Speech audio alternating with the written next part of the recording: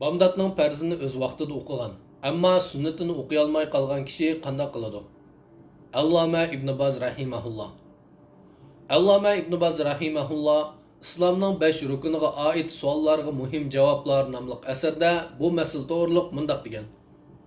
Bomdod namozining sunnatini bomdodning farzini o'qishdan avval o'qib olmagan kishining xolisa bomdodning farzini o'qib bo'lib, orqadan bomdodning sunnatini o'qib olishi va yoki kun chiqqandan keyin o'qishi o'xshashli durust bo'lib, kishi bu jihatda ixtiyorlikqa ega.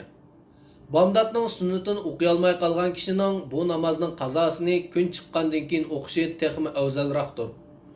Chunki Rasululloh sallallohu alayhi va sallamning har ikki xil shaklda o'qiganlik to'g'risida sahih dalil mavjuddir.